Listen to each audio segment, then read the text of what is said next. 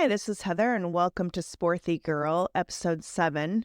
In the last episode, I spoke about the state of the world and how it appears that a chemicalization process is happening. Today, I want to talk about how that process can happen in your own life.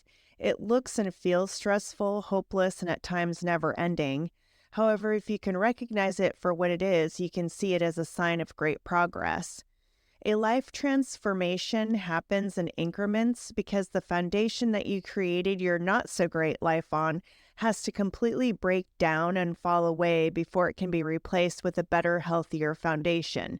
This is exactly what the chemicalization process is, a breaking down of those foundations.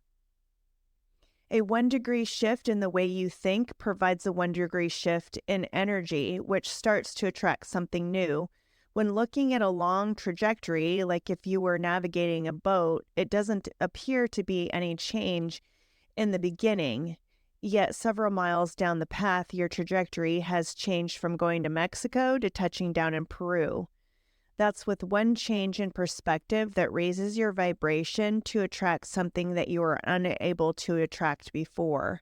However, when most people commit to a change, it doesn't stop there. This is where changes come in increments as you continue to shift perspectives and the subsequent energy behind your new thoughts and ideas. You start to realize that once you have control of your mind and it's no longer on autopilot, how your subconscious beliefs and thoughts have been running the show. Some people just one day wake up and have an epiphany and everything is different from that day on. I wish that had happened to me, but it didn't, and the only way I was able to change was through awareness and repetition. Shifts need to happen where your beliefs and thoughts are at least 51% positive, creating a tipping point for change. If half the time you are positive and half the time you are negative, those negative thoughts are contradictory and cancel any positive ones out.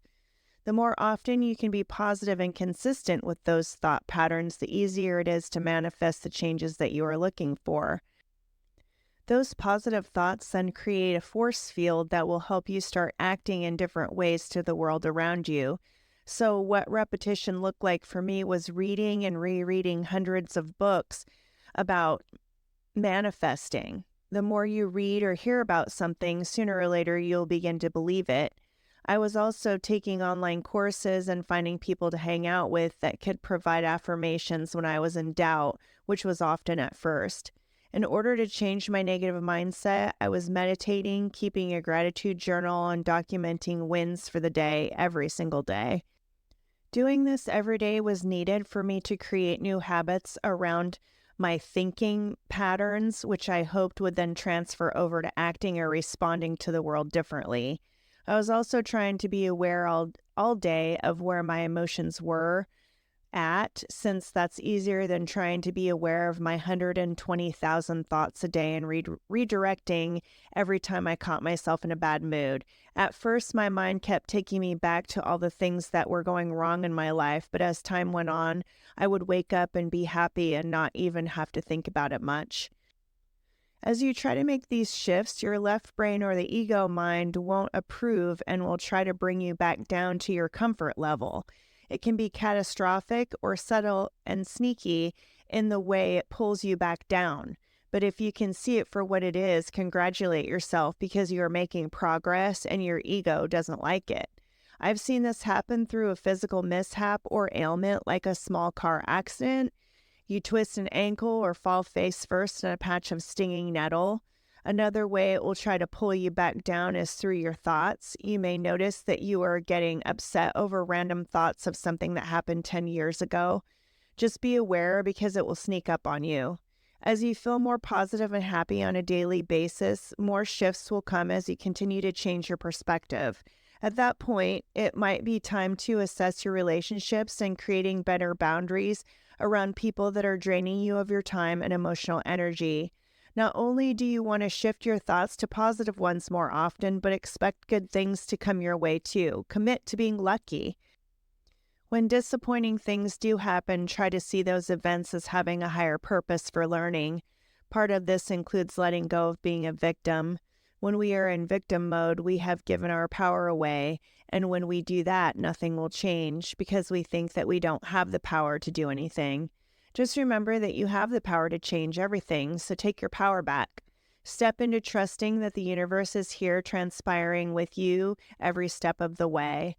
So let go of impatience and know that everything is being laid out for you. The outcome is unknown by you, but it is a foolproof plan to the universe. Make sure that you take action when you receive inspiration to do so, and if you take a wrong step, the universe will redirect you, and it's all okay. Here is what the incremental steps look like. Number 1 is the healing level. This is the stage where you are healing childhood wounds and any self-sabotage. Self-sabotage comes from old conditioning, beliefs, and thought patterns that no longer serve you. Most of the time, they are addictions like overeating, overworking, drug addiction, alcoholism, self-sacrifice via people-pleasing or helping others more than yourself. A lot of these things we experience, we have put there ourselves so that we don't have to look at ourselves or our past traumas.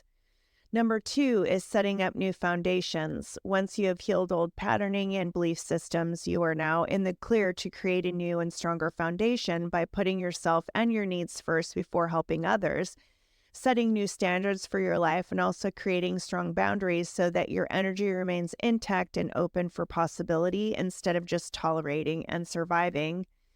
Number 3 is coming into your own power. At this level, you are out of victim mode and have taken your power back and understand that you're responsible for yourself and the trajectory of your life up to this point and beyond. You're responding to life instead of reacting. You are motivated from within instead of what you think you can get out of life on a material level. You have a higher purpose for living. Number 4 is the manifesting level. You start to align yourself with a great support group that will push you forward instead of hold you back. You maintain high standards for yourself and your life. Number 5 is working from your character strengths. You are aligning your work and home life around your character strengths, which in turn gives you energy and makes you happy, which in turn starts to make you a natural vibratory match to other great things to come into your life and expansion of what is possible. Some people call the character strengths also core values. Number 6 is true happiness. Your peace and happiness are consistent and come from within, where no one can take it from you because other people's comments, opinions, and judgments no longer affect you. You are thriving and present in the moment with little to no worry about the future. Number 7 is the shaman level. You are living on purpose and you are living the life that you have been striving for. You are fulfilled because you are living your higher purpose. I want to talk a little bit more now about the chemicalization process and catastrophic events that may derail you. I have had several and I can see why people give up. I let one of them derail me, which prevented me from making any positive changes in my life for another 5 years after that. The first time it happened was in 2019. I had quit my job and was doing contract work while trying to start my own business when I ran out of money. I had been working as a commercial real estate appraiser for the previous 10 years and didn't ever want to go back. I found it soul-sucking work with no work-life balance. But after looking for another job besides appraisal, I ended up having to take another appraisal position at the beginning of 2020 after looking for 6 months. As you know, COVID hit, which slowed everything down. Then in 2021, I left my appraisal job to work for a syndication company. I thought finally this was my breakthrough, but it ended up being even worse than appraisal. Within 6 months of getting that job, I was looking for another one, but knew this time that I would have to refuse going back into the appraisal industry. Yet a year later, I was still looking for a job when I got laid off. I received 4 appraisal job offers, but I just couldn't do it this time. I ended up running out of unemployment benefits 6 months later. Then 6 months after that, I finally got a job in the banking industry. It took way too long for my comfort level to get another job, since I am a single mom and 100% financially responsible for 2 kids. Yet I was still able to pay my bills on time, which was a miracle with no money left over. But it also gave me the time I needed to try at my own business again.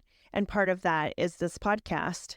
Many times I wanted to give up. It seemed way more difficult than it needed to be because at the same time, I was also buried in massive medical bills and 14 months in and out of court with an attorney on the payroll to get my abusive ex away from me and the kids, which ended up bankrupting me. The only way to the other side is through. So this time I didn't give up on wanting something better for me and my family, and so far it has worked out, but only in its own divine timing. I had to learn how to let go and be patient while at the same time trying to appreciate what I had in the moment, which most of the time didn't feel like much. I hope you enjoyed this episode. Thank you for joining me, and until next time.